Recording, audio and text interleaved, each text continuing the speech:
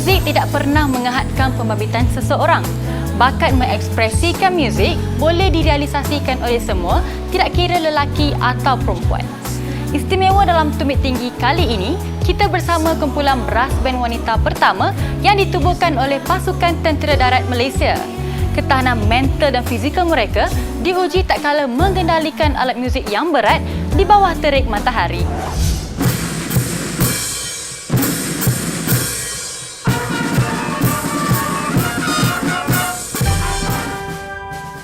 Pada 26 Oktober 2015, Tentera Darat telah melakar sejarah tersendiri dengan tertubuhnya brass band wanita pertama Tentera Darat yang dianggotai sepenuhnya oleh Koregimen Semboyan Diraja RSD. Tercetusnya cadangan untuk menubuhkan satu pasukan brass band wanita ini adalah semasa sidang tertinggi Panglima Tentera Darat pada 11 Mei 2015.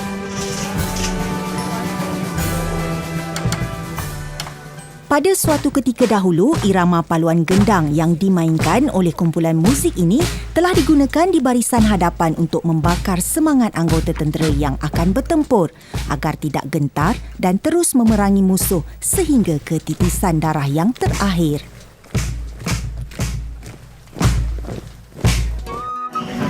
Komposisi dalam brass wanita RSD ini, dia ada dua section mengikut peralatan muzik. Pertama dia section percussion ataupun drum. Yang keduanya section brass, iaitu trompet, cornet, euphonium dan juga trombon. Penglibatan wanita dalam brass band amat menguji kekuatan mental dan fizikal kerana mereka perlu memegang instrumen yang berat dalam tempoh masa yang lama, terutama sekali jika terlibat di dalam perbarisan regimental. Kebiasaannya mereka membuat pertunjukan di kawasan terbuka dengan melakukan satu perbarisan dengan gerakan berbentuk formasi diiringi gabungan peralatan muzik.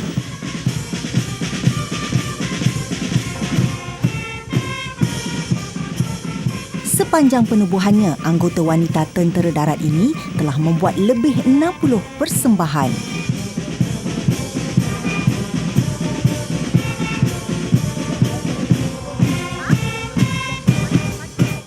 Macam rutin harian kami, pagi tu kami akan adakan latihan jasmani untuk fitness anggota dari segi pernafasan kan. Macam pemakanan pun anggota pun kena perlu penjagaan lah. Selepas daripada macam latihan pagi tu, kami akan buat latihan untuk latihan muzik untuk event-event yang akan datang lah. Macam sebelum ni kami ada latihan luar kan. Jadinya kami kena ada pergerakan ataupun perbarisan kan. Jadinya kami perlu ada latihan. Pusat latihan muzik Tentera Darat Kem Sungai Besi menjadi lokasi brass band wanita ini melakukan latihan dan persediaan. Menguasai kemahiran bermain alat muzik secara profesional zahirnya kelihatan begitu mudah. Namun ia bukanlah seperti yang disangka. Tanpa minat dan kecekalan untuk berlatih, kesatuan dalam melodi akan sukar dicapai. Notes tu, korang susun siap-siap susunan lagu-lagu yang akan kita main pada malam tu. Pencapaian tu sebenarnya banyak pencapaian bagi kami, memandang kami adalah pasukan yang boleh dikatakan setahun jagung dalam Tentera Darat. Tapi pencapaian yang paling membanggakan bagi kami adalah apabila kami diberi peluang untuk melakukan persembahan pembukaan semasa Sukan SEA 2017 dan juga Sukan Para ASEAN 2017.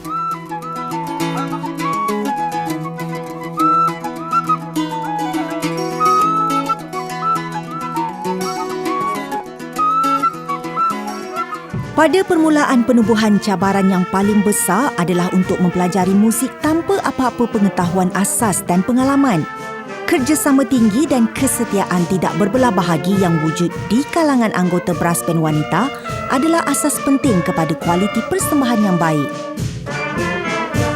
Fungsi kumpulan muzik ini semasa aman adalah menyerikan majlis-majlis rasmi negara seperti Majlis Rasmi Angkatan Tentera Malaysia, Perbarisan Diraja dan lain-lain acara. Pertama kalinya diperkenalkan kepada umum dengan pelibatan semasa perbarisan Hari Tentera Darat ke-83 pada 1 Mac 2016. Persembahan tersebut telah diterima dengan baik oleh tetamu yang hadir sekaligus menyuntik semangat kepada ahli brass band wanita ini.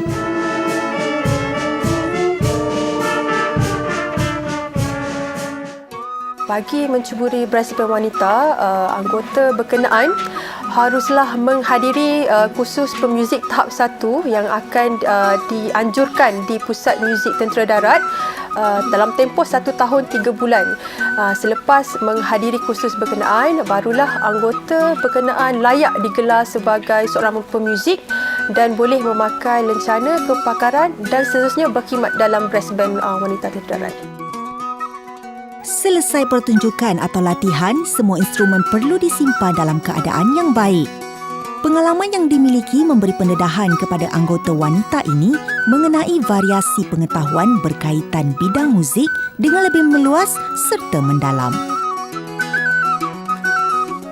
Setiap anggota perlu melakukan pemeriksaan kondisi instrumen bagi memastikan tiada sebarang kerosakan. Sepanjang 4 tahun ditubuhkan, pencapaian paling bersejarah dan membanggakan adalah apabila diberi peluang membuat persembahan dalam acara bertaraf antarabangsa.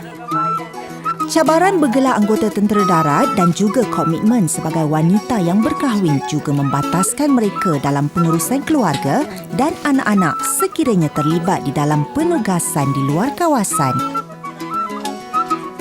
Namun perancangan masa penting dalam situasi sebegini bagi mengelakkan sebarang permasalahan.